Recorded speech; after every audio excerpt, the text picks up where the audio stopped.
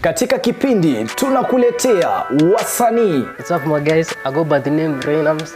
Eti nikipita kwa macho na nipimia, na kama sina pesa unguwezi nipimia. Hapa Shensta the poet manze. Ngoma moto moto. If you wanna show some love, but don't fake it. Enda kumenya mawazo mako nani anedera shida utani wako Vichekesho mkisongaza mahojiano moto moto, stori za wasanii pamoja na talanta za wasanii. Fiki wa kasi gani kama wapatikani wakati wa shida. Na pia kwenye kipindi utabambika, utajijenga, utaelimika, utakuza talanta yako. My name is Rebecca Mutie, I'm a model and I'm Afri Kenya. I'm a student. Napenda kusikiza kipindi cha Bonga na Katoni kila Jumatatu kuanzia saa 9 mpaka saa 10. Kumbuka ni kwenye Bonga na Katoni ndani ya TAS TV kuanzia saa 9 hadi saa 10 kila siku ya Jumatatu. This is Bonga na Katoni in TAS TV. Karibuni.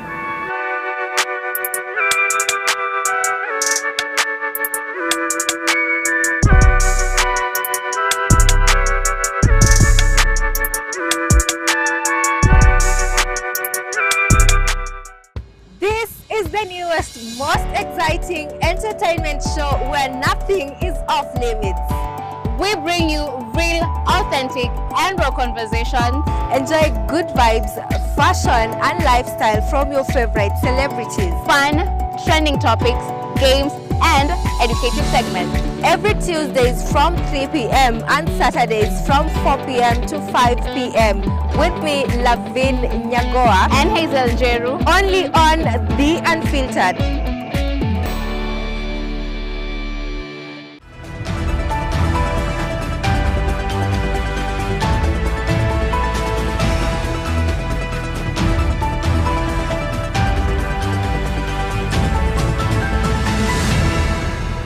Good evening. It is the 25th of August 2023.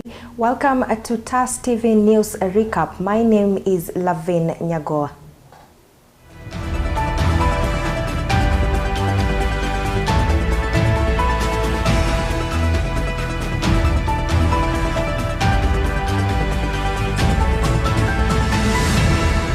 The first phase of the Homa Bay Payroll and Personnel Census Audit Report has discovered that the county government has more than 1,780 ghost workers. The PricewaterhouseCoopers audit revealed that the unaccounted for employees were receiving at least 300 million annually from the public coopers. According to the report, 479 persons were found to be receiving paychecks that the County Department of Human Resources was unable to track down, while at least 556 people failed to submit important employment paperwork and 322 people lacked appropriate academic qualifications. Governor Wanga declared that they would begin the administrative and legal process of putting the report's recommendations into practice. Received a final report on the first phase of the County Government of Homa Bay Public Service Payroll and Personnel Census audit from PricewaterhouseCoopers, an internationally credible institution on audit matters. We chose this seemingly longer path because we believe in the rule of law and respect for natural justice. I want to make it clear from the onset that this report on phase 1 of the exercise that focused on verification of county employees, this is a report on the first phase of the exercise that focused on verification of county employees and payroll data. The other two phases will include setting up of a clear staff establishment for the county's public service and putting in place a human resource management system that will serve the people of Homa Bay County beyond us. These two phases will be executed upon the full implementation of the report we have received today. Moving forward, my administration will embark on both administrative and legal actions, starting immediately until all provisions of this report are fully effected according to the law.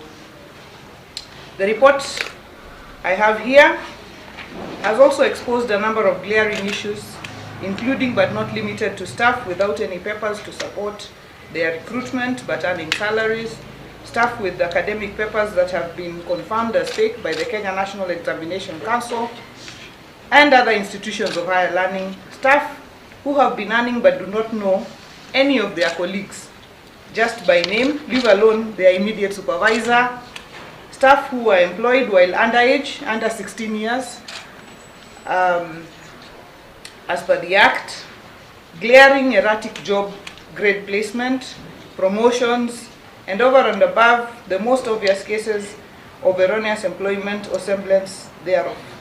To give a glimpse of this report that my administration will now take a deep dive on to fully implement, we have 129 individuals with no files in the county registry and did not present any relevant documents during the audit, 287 individuals who did not appear at all for verification, 556 individuals who did not present any appointment letters or other key employment documents, 10 individuals who were caught in a cyber cafe in town generating supposed employment document, 322 individuals who lacked appropriate academic qualifications and or have been licensed by their respective professional bodies, as well as those with certificates that NEC and universities confirmed as inauthentic.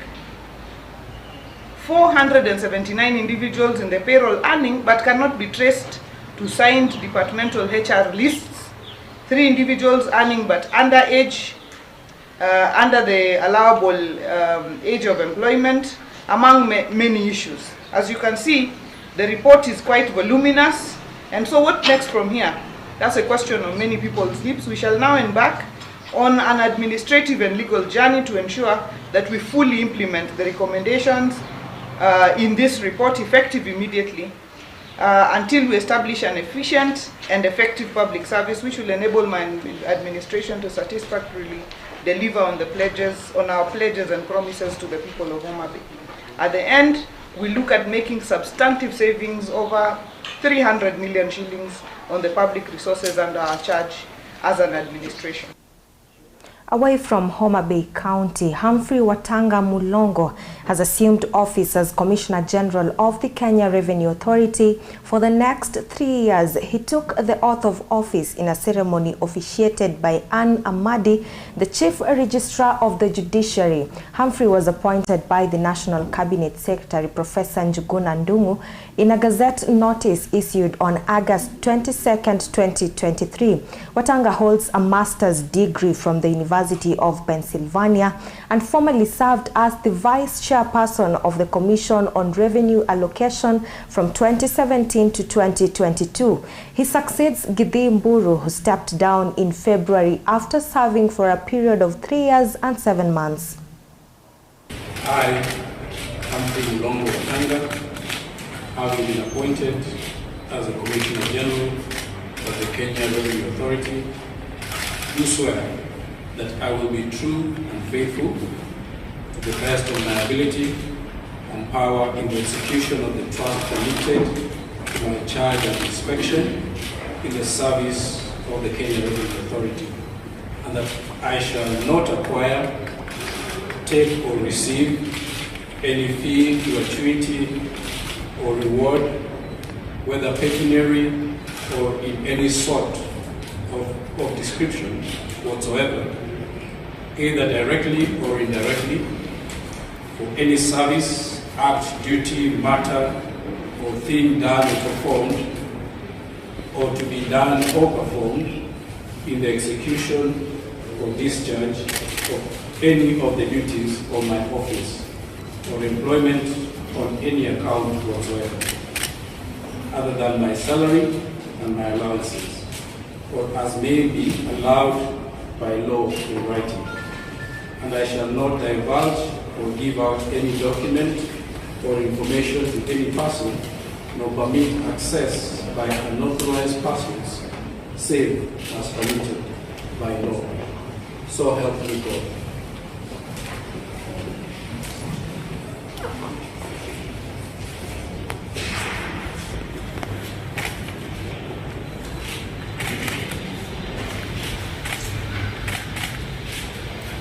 President William Ruto ordered the termination of all current non-designated government pay bill numbers and a transition to pave the way for a unified payment platform, a decision that sparked mixed reactions among Kenyans. Our reporter Anthony Ogechi spoke to a few Kenyans on the new move undertaken by the government to have one pay bill number for all its services, and here is his full report. The act of the government on payments of all public services that should be paid on one pay bill has been opposed by the court. This is after the two Kenyans, Frederick Ogola and Bernard Okello, presented their claims, saying that this act of the government, it is against the constitution. In our report, we interacted with the Kenyans and these are their views. Kenneth, nimetoka upande wa Nairobi. Mimi kwa maoni yangu nafikiri ni sawa. Ikiwa serikali imeamua inaweza kila service yake itakuwa inalipo kwa bill moja, nafikiri itakuwa ni afadhali kuliko kuwa na bill tofauti, pesa zinatumwa mahali tofauti. Hiyo inaweza leta shida, na nafikiri ndio inaongeza hii mambo ya corruption kwa hii Kenya. Lakini kama pesa inaweza kuwa inatumwa mahali moja, itakuwa ni rahisi hata kwa serikali kufuatilia hiyo pesa, kuwa accountable na kufuatilia mali vile pesa inatumika. Nafikiri ni jambo nzuri, bora tu wa create awareness, wa make sure wameelezea watu pia hizo mali hiyo pesa itakuwa inaenda, wa make sure ni mali secure, ni mali iko sawa, pesa haitapotea ama watu wataanza kuibaiba hiyo pesa. Nafikiri Evans, mimi naona hiyo shughuli ya pay bill moja ikiwa place moja at some point na sitasaidia juu vitu moja zitakuwa combined, but kuna wale wa Kenya wengine hawata make impossibilities like place of work, ndio wana smartphones nini, itakuwa samisho kidogo, but inaweza kuwa a good effort. Naona tu ni sawa, maana mfuko iwe mmoja tu ya serikali. Hii mambo unalipa hapa unalipa pale, inaweza pesa inaweza potelea hapa mahali, lakini hii mfuko mmoja wacha tulipe. Kwa hiyo ndio tuwe tukijua kama imepotea iwe imepotelea kwa hiyo mfuko mmoja ya serikali. Muradi iwe hakuna ofisadi ama uporaji inakusudiwa. Kama inakusudia kufanyia watu kazi, wacha mfuko iwe mmoja, tulipie hiyo mmoja iende kwa serikali, sababu serikali ni moja na inatumia hiyo mfuko mmoja kufanyia watu maendeleo. Naweza kuambia wahakikishe ile pesa imeingia hapo imefanyia watu kazi, isiende kwa mfuko ya fulani wa fulani, ipotelee kwa mfuko ya watu fulani.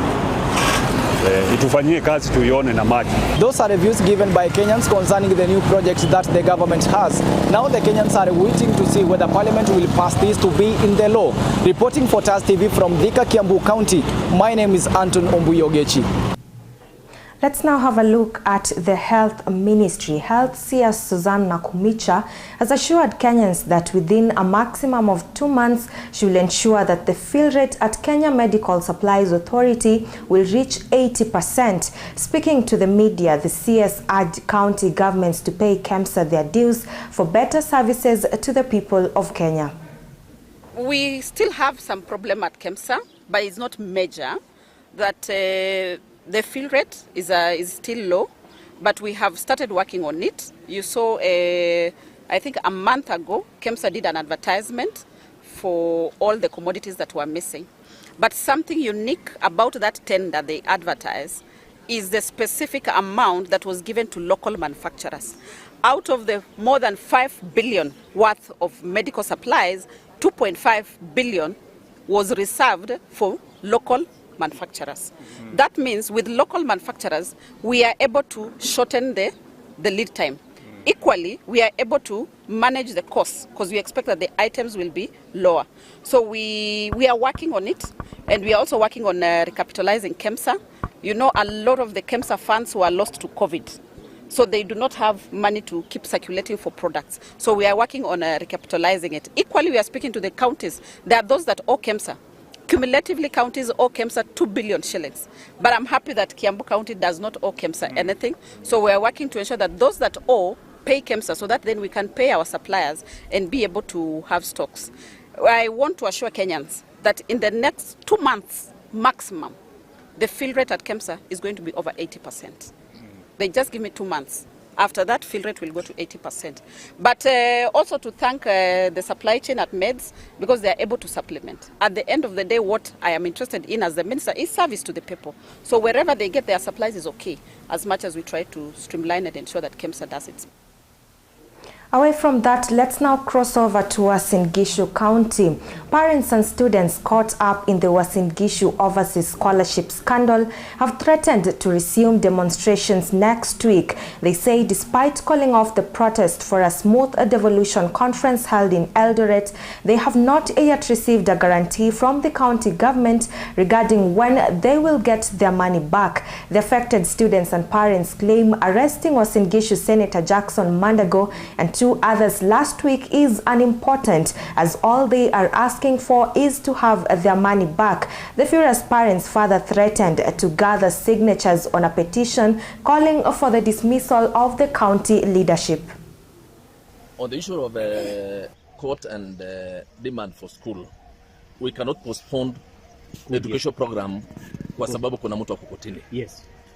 It is incumbent upon the county government of Uasin Gishu, as led by the governor and the senator, to facilitate these children to go outside this county to wherever destination, wakuje wa sort out their issues.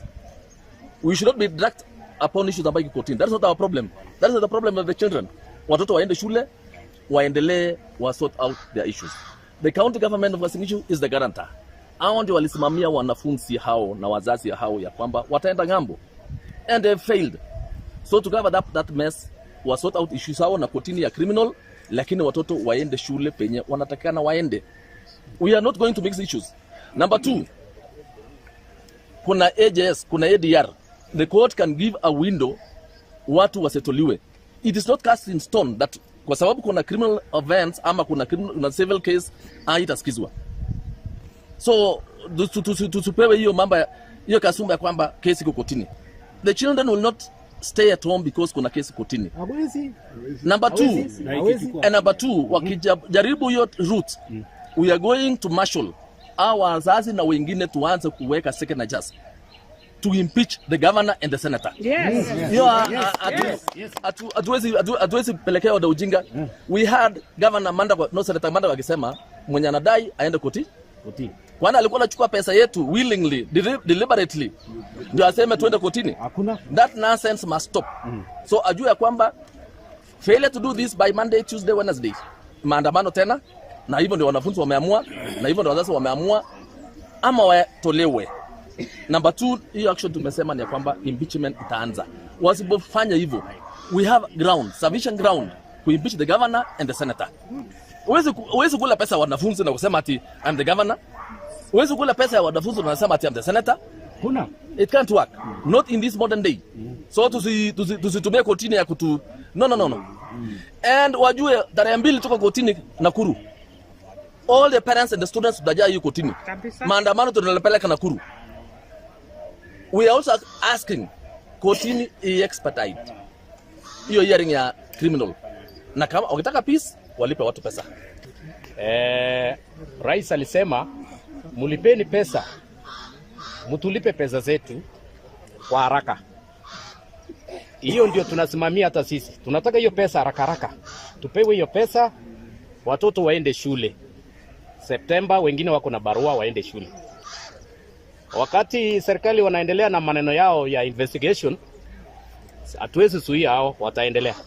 Wacha waendelee na shughuli zao. Tunajua serikali wanajua kazi yao. Lakini pesa tulipwe.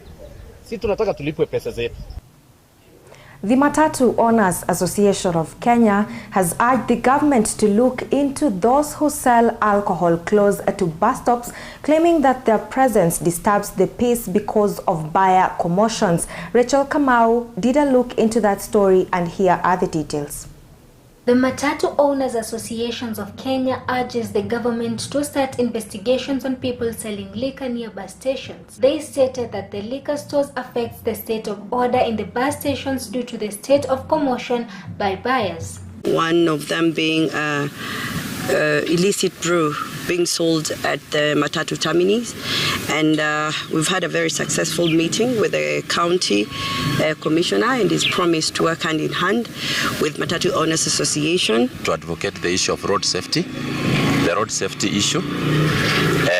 We know very well there have been accidents on our road, and we believe going around the country, we are able to talk to our membership to see how we can help them to bring the road carnage down. During the visit made by the officials of the Matatu Owners Associations, they declared that liquor is one of the factors that prompts accidents, and therefore the matter should not be taken lightly. The committee noted that the transportation sector has taken a large step to ensure that road accidents have been reduced, especially after giving the drivers extra lessons.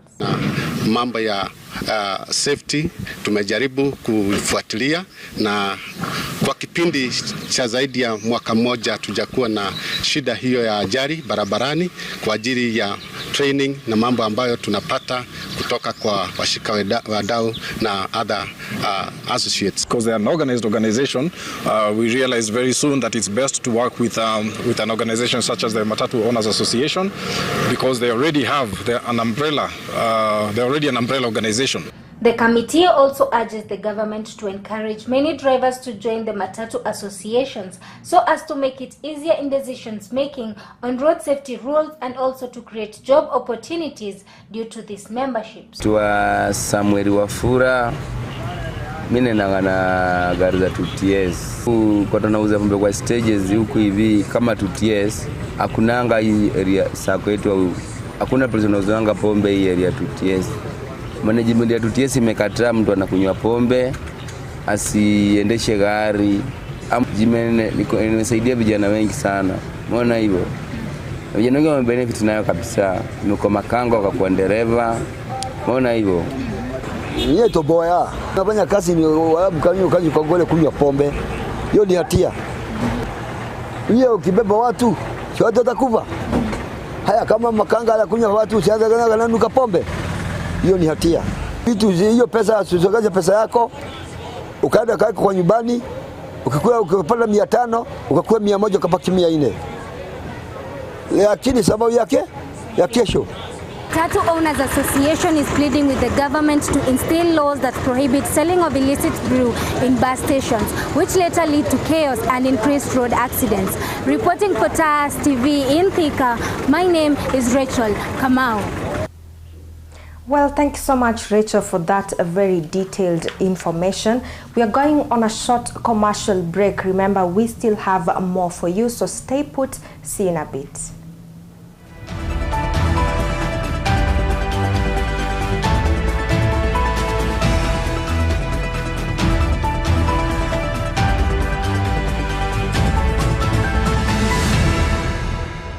What's your name?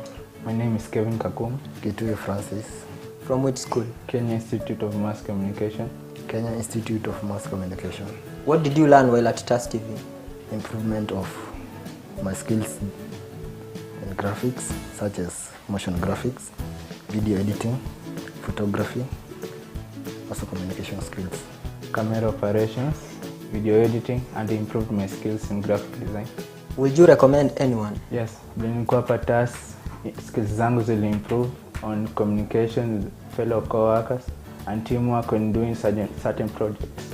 Yes, new skills in photography.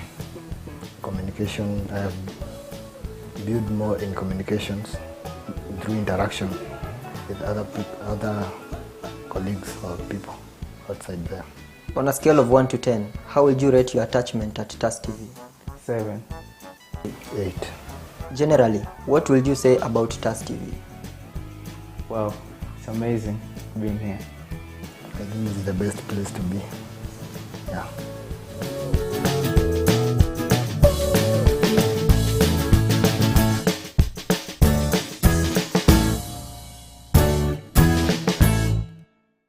This is the newest, most exciting entertainment show where nothing is off limits. We bring you real, authentic, and raw conversations. Enjoy good vibes, fashion, and lifestyle from your favorite celebrities. Fun, trending topics, games, and educative segments. Every Tuesdays from 3 p.m. and Saturdays from 4 p.m. to 5 p.m. With me, Lavin, Nyagowa and Hazel Jeru, only on The Unfiltered.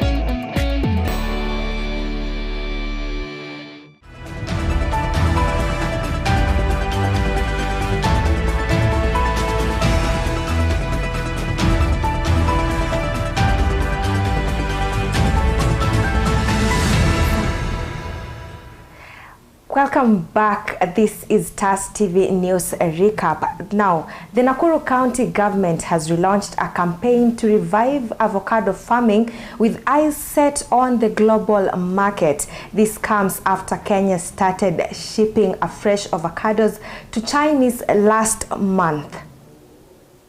And we are very excited to be here, not only to be here with the avocado, but also to be here with the community and to work together with the community to make new places for work for the community around us, to bring knowledge and to bring our experience from Israel to the avocado industry and the community. The production in Kenya is very low compared to other countries.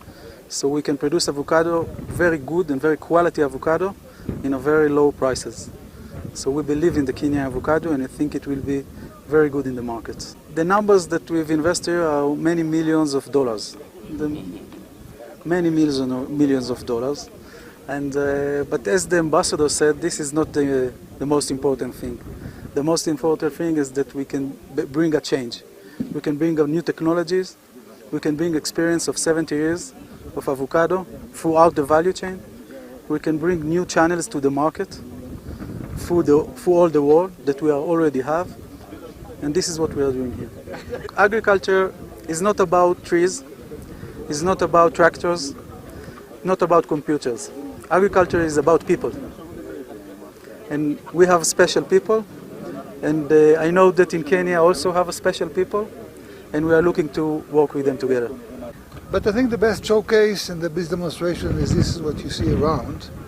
This and many other greenhouses and farms that are either run by Israelis or the Israelis are consulting on them, flowers, herbs, and now avocado. We've been in the avocado for a longer time, but this is really another footprint. Boots on the ground, as they say, and there's a big ground and many boots, and I'm glad that I see the local community so much involved in it. They will be able to spread the knowledge and to take it to even to the small farms.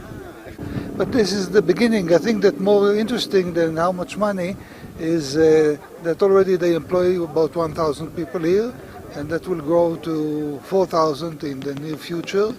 And they look to do business with other farms around and beyond. So this is more important than the amount of money they invested, but the outcome.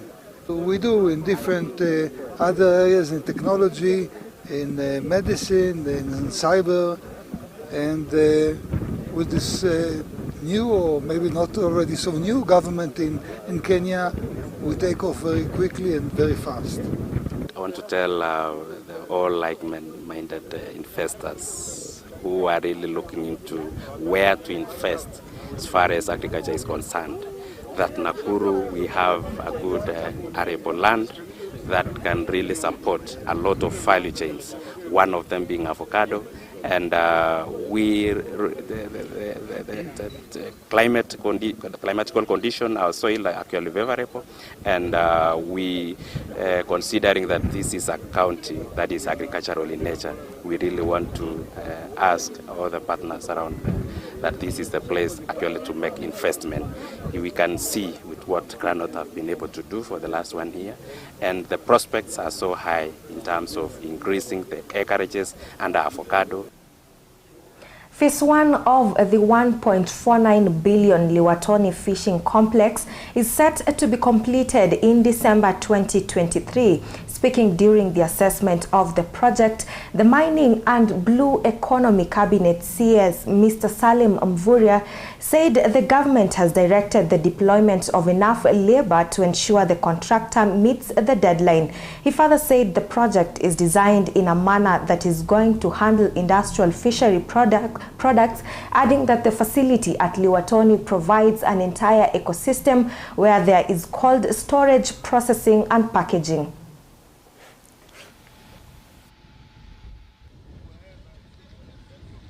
Na ni kituo muhimu kwa sababu sasa hivi tuna mazungumzo mengi na wawekezaji binafsi ili waweze kuwekeza katika bahari ya Hindi, na kwa sababu wanatumia meli kubwa wanahitaji mahali ambapo watapakua samaki wao, na hiki ndio kituo muhimu.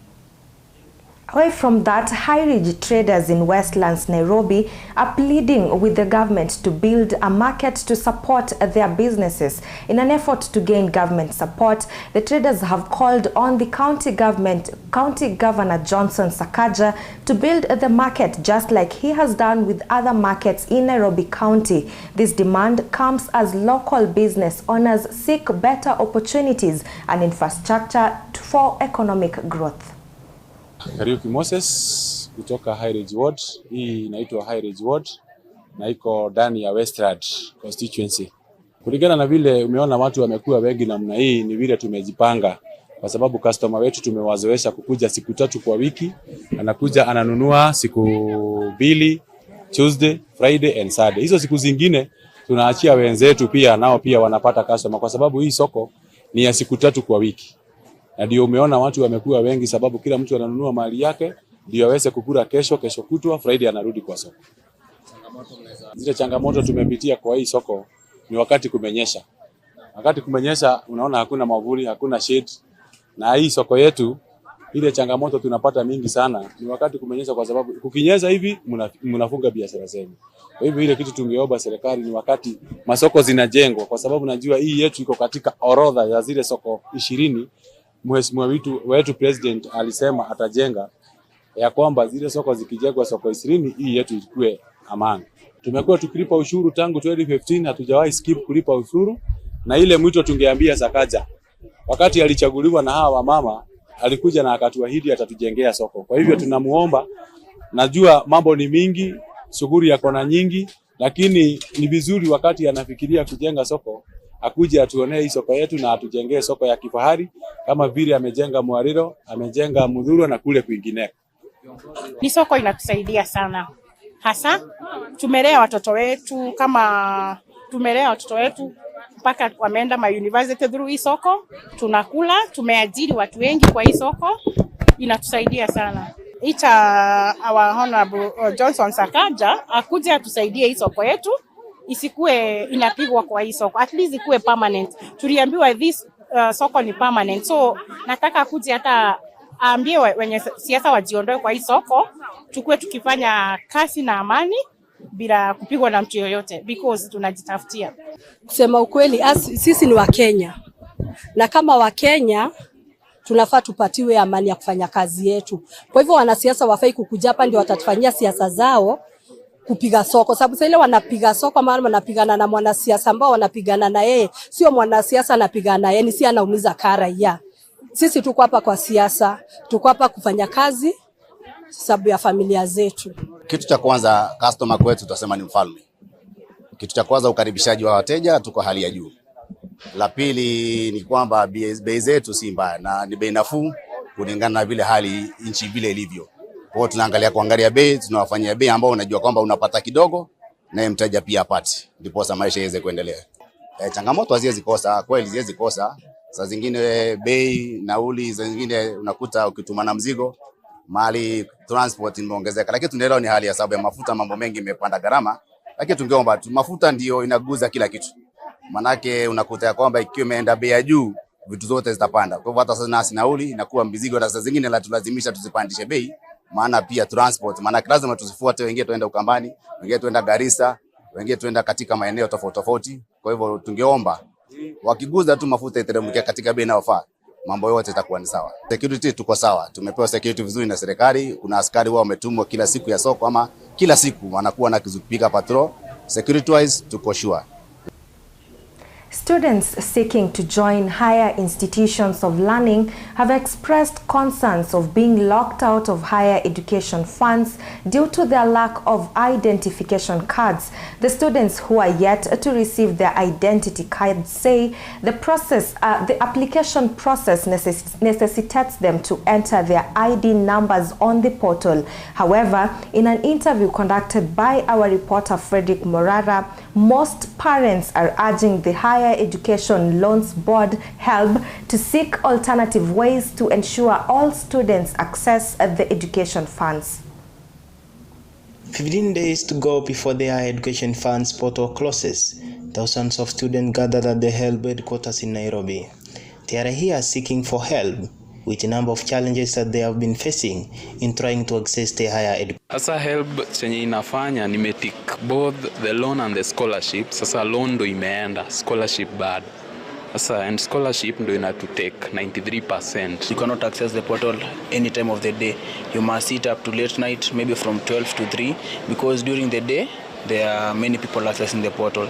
And after the applications, when you submit your profiles, when you save, it does not go to the next step. Access to the portals and the civil executions of the application process are the only problems that hundreds of thousands of applicants are facing in trying to access the government funding for higher education. Some of the students hoping to join universities and TVETs do not have identity cards on their account of their age and are really facing very possibility of missing out on the loan in their first semester of their study. We got to reach some parents and guardians across Tikataon, Kiambu County, and these were their views concerning their students who don't have identity card. Mimi kwa majina naitwa Harrison Joroge. Mimi ni mkaaji wa Thika. Na tunaongea mambo ya malipo ya university. Tukitaka kushauri serikali ya kwamba kama mtoto yoyote, kwa sababu kuna serikali inasema mtu awe na ID. Lakini nikisema ya kwamba mimi kwa maoni yangu ningeshauri serikali mwanafunzi yeyote ambaye amefika huko kwa chuo kikuu na ambaye wengine wanaenda hata bila kufikisha umri wa miaka 18, awe huyo mtoto akona na njia ingine ambaye angechukua hiyo loan, sio ati kwa ID yake ile amechukua, hata kama ni ya mama, hata kama ni ya baba, bora anapewa hiyo malipo ya shule na serikali, hata kama atatumia ID ya mama kama ya baba.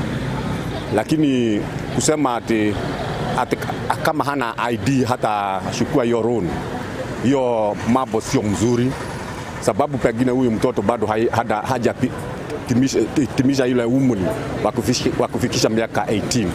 Lakini ningesema pia ya kwamba serikali ichukue hatua. Kama mtoto ameshafika chuo kikuu, hata kama hana ID hiyo, serikali ichukue hatua, hata kama wao wajue vile watasaidia huyo mtoto. Hata kama ni pengine wachukue njia ya wachukue vitambulisho, waamurishe watu wale wanapeana vitambulisho. Mtoto akikuja na barua, hata kama ya chuo kikuu, hata kama hajafikisha hiyo umri, apewe hiyo kitambulisho.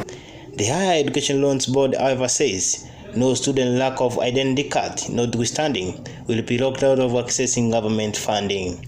The agency's CEO Charles Lengera says those who are likely to be affected are not more than 1,000 students. There were 2,200 who were underage then. Between this January and to date, majority of them have already taken their IDs, and we're estimating that number to have gone down to about 1,000 of them. According to HELB, the universities have been instructed not to turn the affected students away when they report on account on the withheld loans. Reporting for TAS TV, Tikataon, Kiambu County, my name is Morara Frederick. Well, it's now that time that we cross over to the infotainment segment. Just make sure that you get to learn something.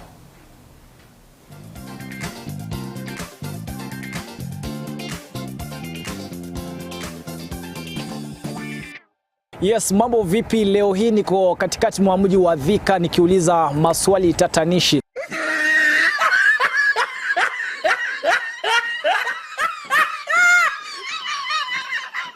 Unaweza kuspela jina entrepreneurship? it's about to go down. INT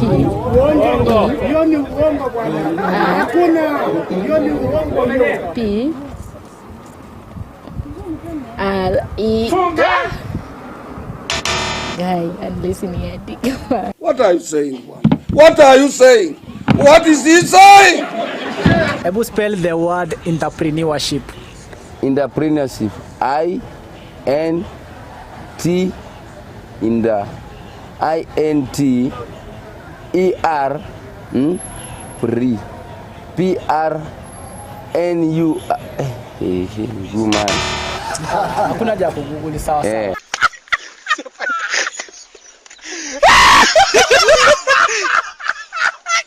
John entered the church with the shoes. Start with the shoes. It's about to go down. Shoes entered the church with John. John went to the church with the shoes. Answer your sentence now with the shoes. Hey y'all, come look at this. With the shoes, John went to the church. John went to the church with the shoes. Start with the shoes.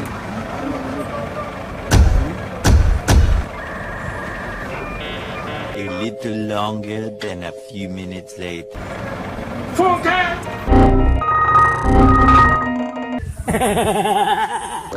That marks the end of our Brain Busters. Join me next time. My name is Anton Mbuyo Gechi. Bye bye.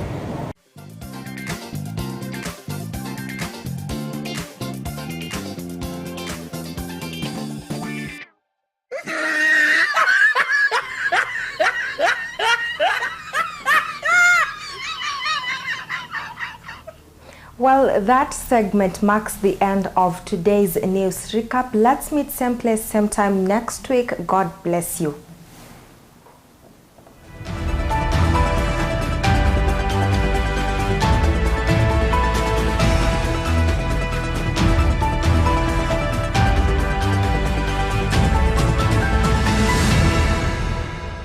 What's your name?